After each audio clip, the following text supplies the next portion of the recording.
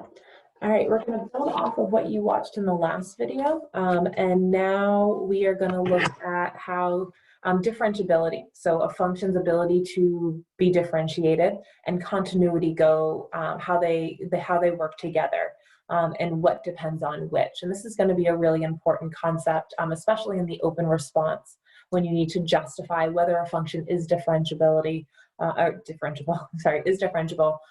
and additionally, whether a function's continuous. We'll actually be able to use differentiability to be able to solidify some continuity.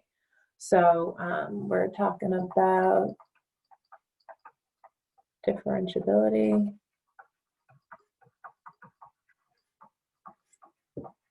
And then continuity.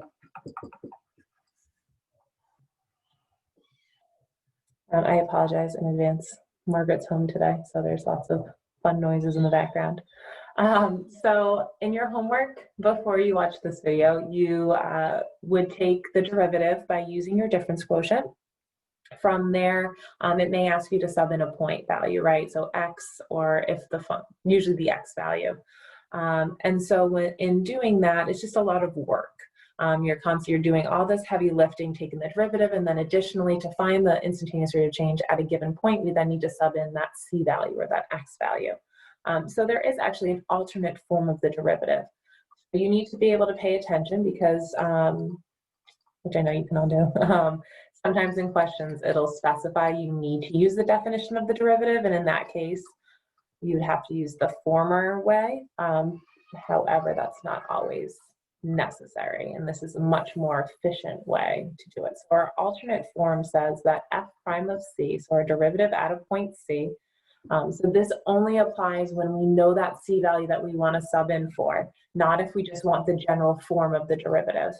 But if we know we're subbing in at a singular value and that's all the information we need, we can take the limit as x approaches that c value of f of x, subtract f of c, all over x subtract c. So the reason why this works is, let's say we have some function and we have this c value. We're just saying, well, let's just choose any other x value, doesn't matter where it is. This is going to be f of c. This is going to be f of x. So all we're doing here is we're saying, all right, well, let's take the slope of this secant line and do exactly what we did before. Let's bring this difference between these two x values to 0. By letting x approach c, we're letting these two values get closer and closer and closer together till they're essentially 0. So again, we're letting that difference, that denominator, a change in x or delta x, go to 0. So our limit is letting this change in x go to 0. So this is our alternate form right here. Let's see this in, additionally, so let me just show you this in action. Let's say f of x equals, we'll go with a nice x cubed, and I want to find f prime at 3.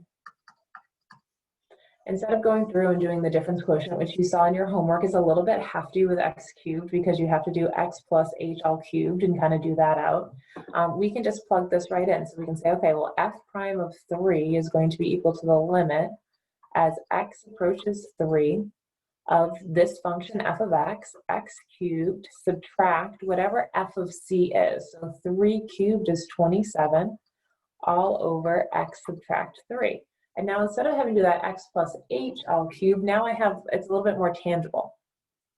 So I have now the limit as x goes to 3 of x subtract 3 multiplied by x squared plus, we're going to do 3 times x plus 3 squared. And remember, it's the same sign, it's the opposite. And then this is always positive. So all over x subtract 3. These now cancel.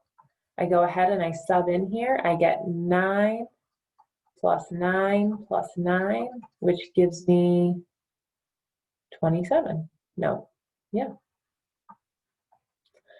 So I'm getting a slope of 27 at that point.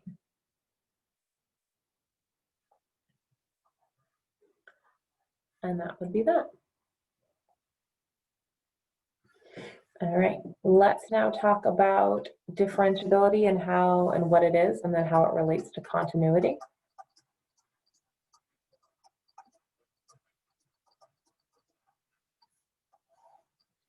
All right, so our definition for differentiability, and again, essentially, like layman's terms, it's just the ability for a function, for you to be able to take the derivative of a function. That's what differentiability means. We say in math or in calculus that f is differentiable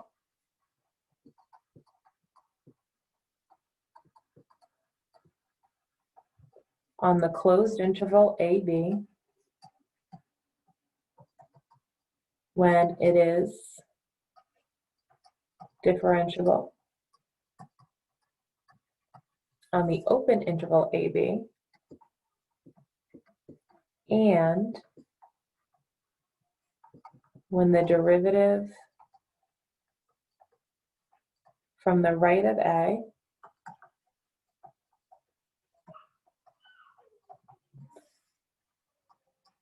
and left of B both exist.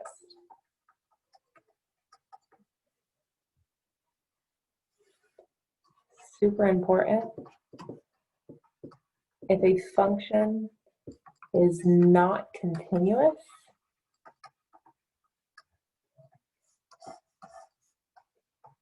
at a value C, then it is not differentiable.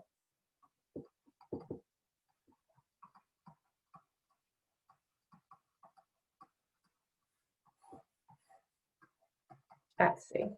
Like with our rational functions, if we had 1 over x, because our function's not continuous when x equals 0, we know that the function can't be differentiable at x equals 0. So that's why it's so important to have those 3 rules for continuity down, because if we can justify for whatever reason that a function is not continuous, then we immediately know that it's not differentiable, and we won't have to then check to make sure that it's differentiable. So for it to be differentiable, it has to be differentiable throughout the whole thing. So essentially what needs to happen is that it needs to be like a smooth curve. You need to be able to almost predict what's happening next. So what we say is that if there's a corner or a cusp or an infinite, so if we have a corner or a cusp, and I'll show you what these look like, or an infinite discontinuity,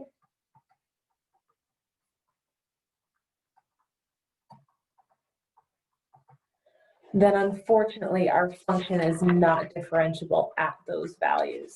And so a corner would look something like this, and I'll show you an algebraic kind of back that up in a minute, but that would be a corner. And the reason why this isn't differentiable at this point, because if we're looking at this, let's just look at this point right here. The derivative from the left is not going to equal the derivative from the right. So if we're talking about the slope of our tangent lines, right, our instantaneous rate of change, as I'm approaching this C value from both the left and from the right, I'm not going to have that same derivative. So again, I need to have some type of like smooth curve where that slope of the tangent line is approaching the exact same value. A cusp is going to be similar. So notice that as I approach this point right here, which would be my kind of unknown, is it differentiable or is it not, the slope of the tangent line is positive and I'm cool. It's going to be getting steeper and steeper and steeper, but then once I get to this point, now all of a sudden I don't know, I can't predict what that is. A limit as h approaches 0 is not going to help me at that point, because now here I have all these negative, really steep negative values. So that's where that non-differentiability. So at a corner, it's not differentiable, at a cusp, and then obviously at an infinite discontinuity, like let's say we have an asymptote right here, my derivative from the right is certainly not equaling my derivative from the left, no matter how I draw this graph, even if they're going in the same direction, right? These are negative, these slopes are positive, they're not approaching the same slope by any means, and so we don't have, that would not be differentiable. So let's go ahead and take a look at a corner example. So let's say we have f of x, and we can never verify that a function is not differentiable by stating that there's a corner. You need to be able to back it up with math. that's just like a good visual way for like a multiple choice question, or for like having a good understanding, like, is it differentiable or is it not? But to actually back it up and justify your reasoning, you should never write that you have a corner cusp or anything like that. We need to verify that the derivative from the left does not equal the derivative from the right at that C value, similar to what we have when we're proving that a limit exists. We need the limit from the left to equal the limit from the right. Well, with differentiability, we need the derivative from the left to equal the derivative from the right. It's the same type of concept. Let's take this absolute value of x and show why this is not differentiable. So I'm going to go ahead and break down f of x to be in its piecewise function. So we have negative x subtract 2. That's when x is less than 2. And then we have x subtract 2 when x is greater than or equal to 2. Right? So now I'm going to go ahead and take the derivative of both of these, and I'm going to use the alternate form of the derivative to find these. So I'm going to kind of set the stage here. And so I have the limit as x approaches 2 from the left, which is this guy right here. So I'm going to have negative x subtract 2.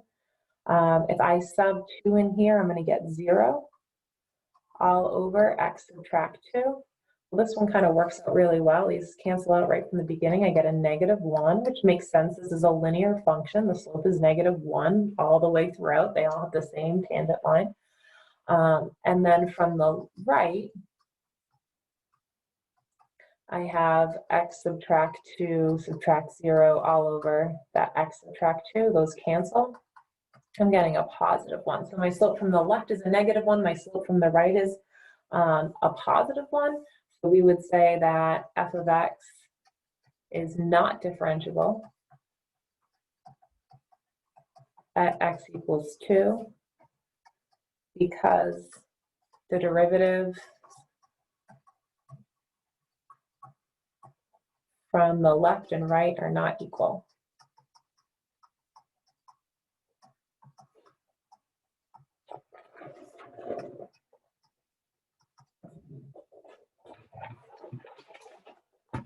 Right, the last point here that we just need to, this is a big one, so I'm going to put it in, I'll even change my color up.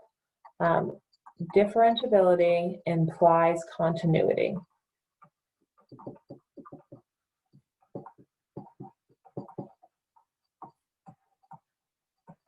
Which means that if I'm told that a function is differentiable, then I know that function has to be continuous, because anywhere a function isn't continuous is not differentiable.